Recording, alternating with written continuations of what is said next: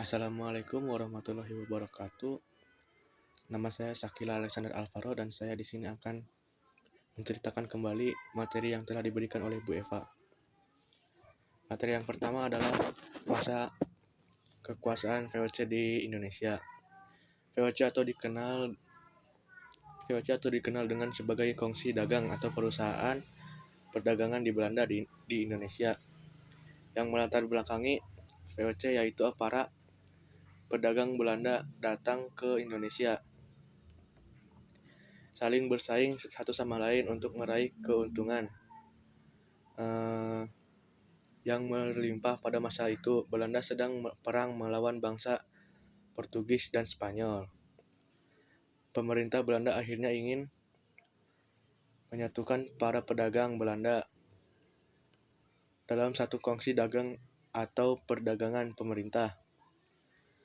Belanda juga yakin hal ini akan ampuh untuk kekuatan militer dan ekonomi bangsanya. Atas prakarsa Prins Maurits VOC pun resmi didirikan pada tanggal 20 Maret 1602 di Amsterdam, Belanda. Tujuan utama didirikannya VOC yaitu menghindari persaingan antar dagang Belanda, menghindari persaingan dengan bangsa Eropa lainnya, dan menghindari memonopoli perdagangan dengan rempah. Selain itu juga VOC memiliki hak oktroi atau istimewa, yaitu hak mencetak uang sendiri, hal yang memelihara angkatan perang sendiri, hak memerintah negara yang diduduki oleh hak melakukan perjanjian juga dengan raja-raja, dan juga hak memonopoli perdagangan rempah. Dan akhirnya pada tahun 1749, tepatnya pada tanggal 24 Maret 1749, VOC pun mengalami keruntuhan akibat terjadi korupsi.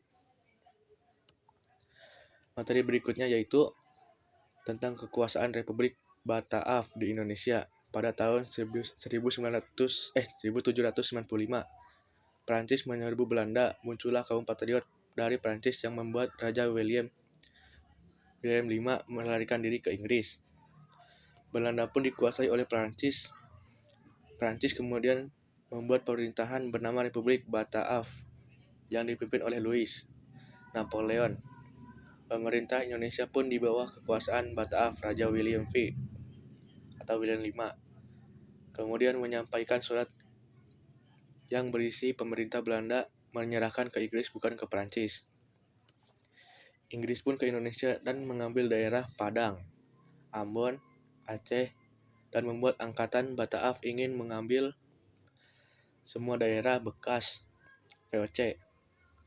Louis, pemimpin Bataaf, menunjuk Daendels 1808 dan 1811. Tugasnya mempertahankan Jawa, hapus feodalisme, membuat berbagai kebijakan.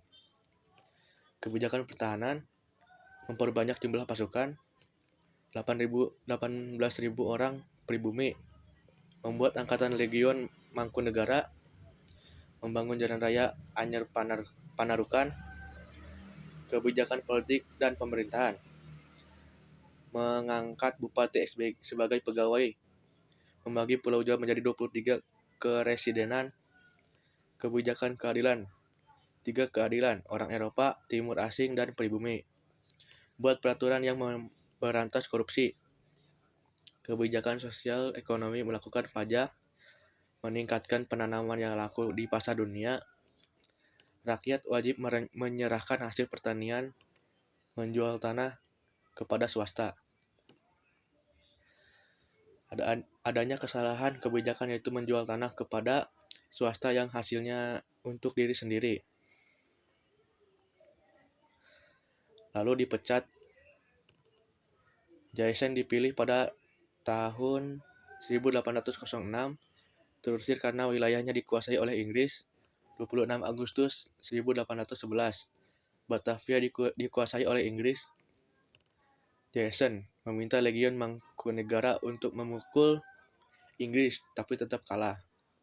Pada 18 September 1811, Belanda dipaksa menandatangani Perjanjian Tuntang Pulau Jawa diserahkan kepada Inggris dan orang Belanda dipekerjakan di pemerintah Inggris.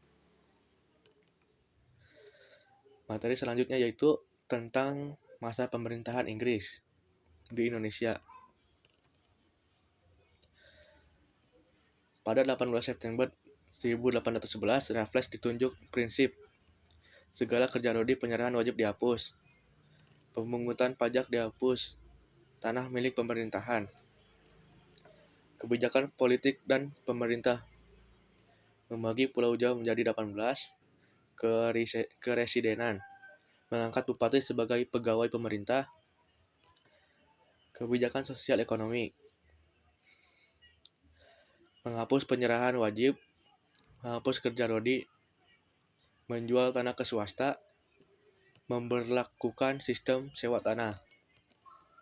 Untuk sistem sewa tanah dengan ketentuan petani menyewa tanah meskipun pemilik tanah harga sewa sesuai kondisi tanah. Menggunakan uang tunai. Adanya banyak kendala pada masa Raffles, kurangnya pengawasan bupati lebih kuat dibanding asisten Inggris.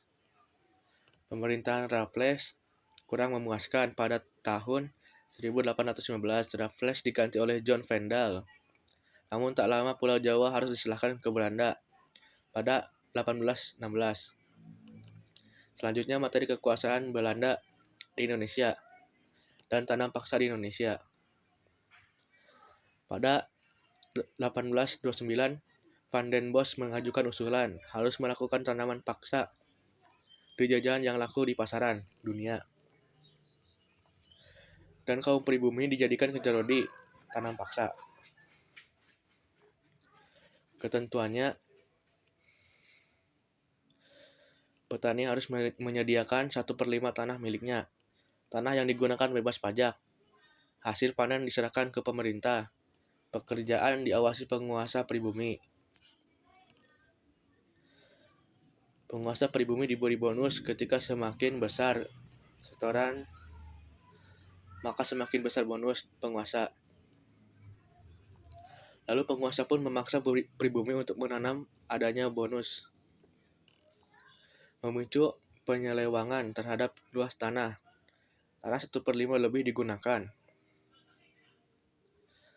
Sistem tanam paksa menimbulkan pro dan kontra. Pada 1860 terbit 2 buku stiker dan kontrakten oleh Francis Max Havelaar dan Louis Dekker.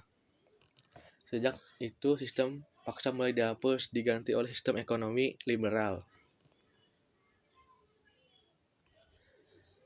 Kemudian saya menjelaskan tentang politik pintu terbuka.